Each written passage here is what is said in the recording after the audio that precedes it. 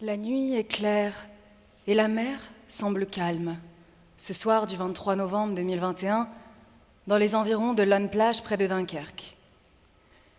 Il est environ 22h20 quand 33 individus se glissent à bord de l'embarcation de fortune qui doit les mener jusqu'en Angleterre. Ils embarquent en silence, enveloppés par le secret de la nuit, mus par l'optimisme résigné de trouver un avenir meilleur de l'autre côté de la Manche. Kazal Ahmad Kadir, 42 ans, voyage avec ses 3 enfants. Sa fille, Adia, 22 ans, son fils, Mobin, 16 ans, et sa petite Asti, 6 ans, presque 7.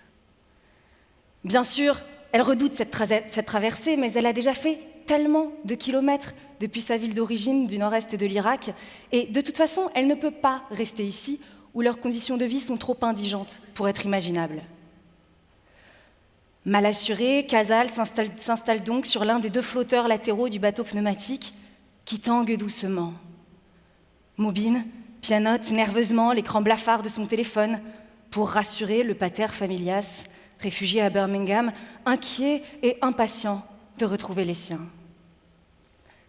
À 22h30, l'embarcation s'éloigne discrètement des côtes françaises, glisse sur la mer d'Ancre et disparaît de tout radar humain.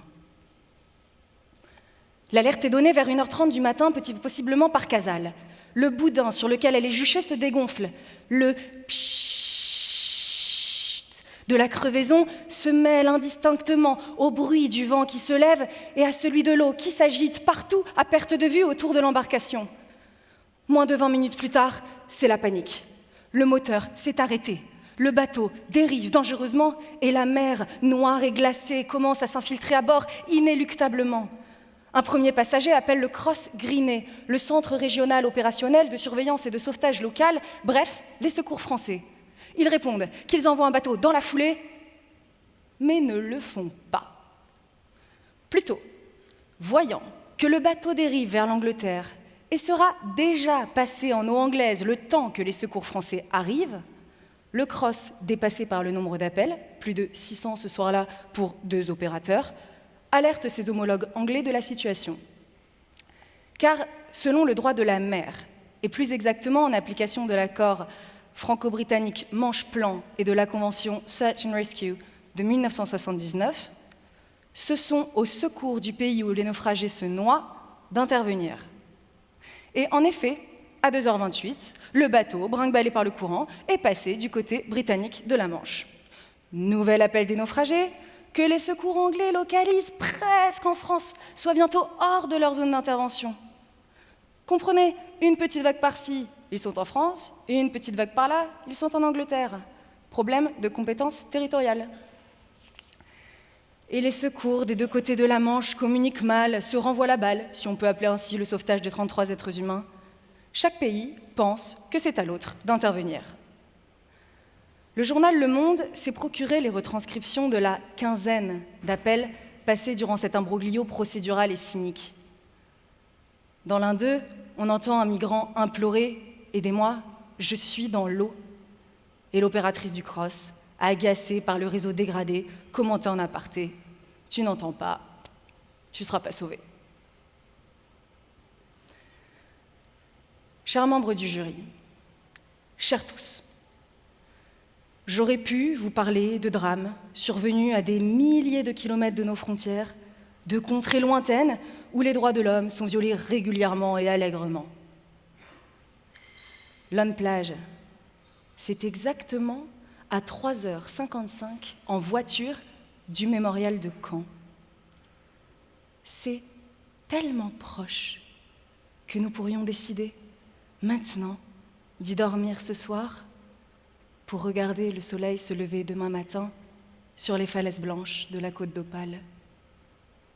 Tellement proche qu'il semble impensable que le droit à la vie, tel que consacré à l'article 2 de la Convention européenne des droits de l'homme, ou CEDH, comme souvent on l'appelle, puisse y être bafoué, et pourtant.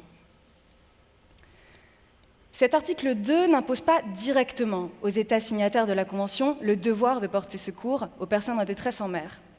Il dispose seulement « Le droit de toute personne à la vie est protégé par la loi ».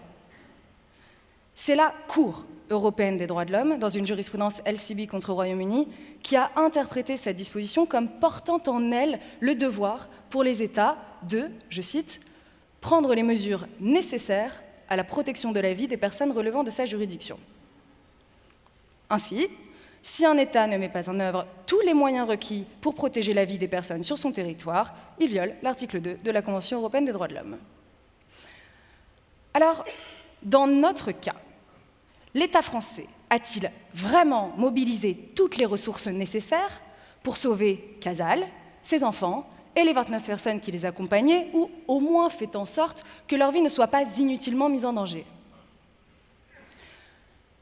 Je n'ai eu accès qu'à des informations publiquement disponibles pour préparer cette plaidoirie. Alors, peut-être, certains éléments de fait me manquent. Mais je sais une chose avec certitude, aucun secours, ni français ni anglais, n'ont fini par répondre aux appels de détresse des naufragés. Pourtant, le patrouilleur français, le Flamand, n'était pas loin de l'embarcation qui sombrait et n'était occupé par aucune autre mission vitale, comme le révélera l'enquête ouverte par les gendarmes au lendemain du 24 novembre. Pourtant, un bateau-citerne naviguant dans le même secteur que les naufragés avait bien repéré ces derniers et demandé au CROSS quelle conduite adopter. Il leur avait été alors répondu de ne surtout pas intervenir car une opération était en cours. Faux! Le Flamand n'a jamais reçu l'ordre de se rendre sur le lieu du naufrage. Ces 27 corps qui seront repêchés dans les eaux territoriales françaises le 24 novembre, flottants, éparses, au milieu des restes d'une épave en plastique. Parmi les défunts, 6 femmes, dont Casal et Adia, et une enfant, la petite Asti.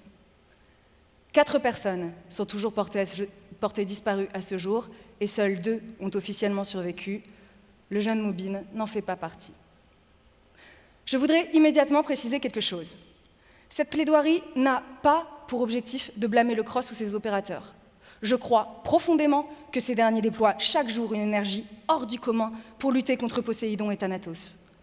En 2021, les centres de surveillance et de sauvetage français ont coordonné 3420 opérations, dont les 3/4 étaient des missions de recherche et de sauvetage.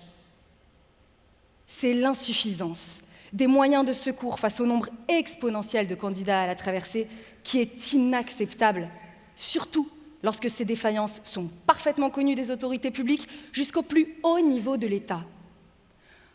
En effet, dans l'enquête diligentée par les gendarmes à la suite du drame, il est fait mention d'un rapport que le préfet maritime de la Manche aurait remis le 15 octobre 2021, soit juste un mois avant le drame, au secrétariat général de la mer, institution placée directement sous l'autorité du Premier ministre.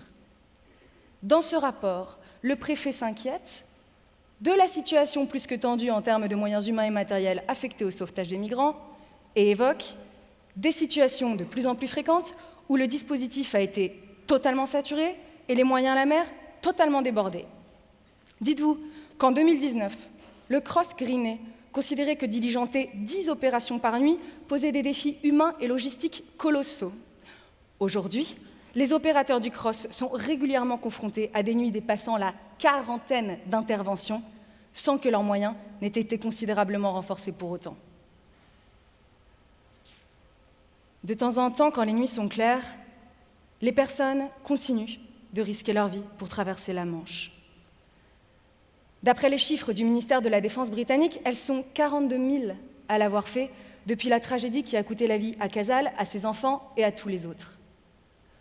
En réponse, l'État français a alloué 85% de son budget à la frontière franco-britannique, à ce que la commission d'enquête parlementaire sur les migrations de 2021 appelle pudiquement la sécurisation des territoires, formule bien polissée pour désigner la répression brutale des migrants.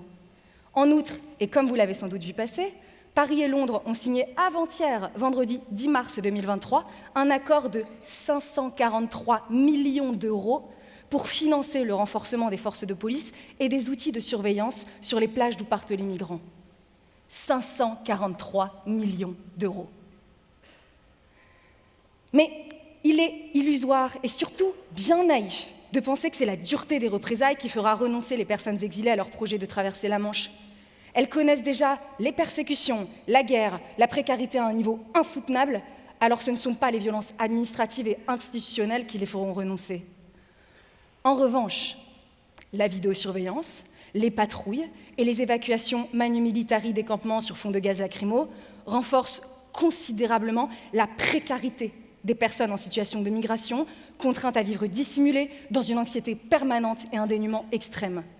Cela a également pour conséquence directe d'augmenter gravement l'emprise des passeurs et le pouvoir des réseaux de trafic d'êtres humains qui font leur affaire de la misère d'individus acculés au départ.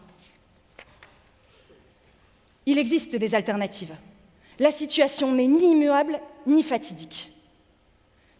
Jacques Toubon, défenseur des droits jusqu'en 2020, recommandait notamment dans un rapport Exilés et droits fondamentaux paru en 2015 sur la situation à Calais, d'aménager un lieu où les personnes pourraient s'arrêter aussi longtemps que nécessaire pour envisager la suite de leur parcours migratoire dans un environnement sécuritaire adapté.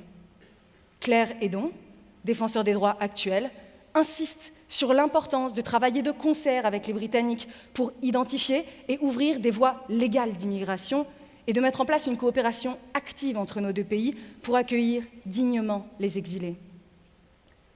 Seul ce changement de paradigme permettra aux populations migratoires de traverser la frontière dans des conditions un peu plus en adéquation avec la Convention européenne des droits de l'homme. Changer de paradigme, enfin, pour que l'Unplage redevienne une commune portuaire comme les autres, où l'on flâne en dévorant une gaufre et en regardant les ferries passer.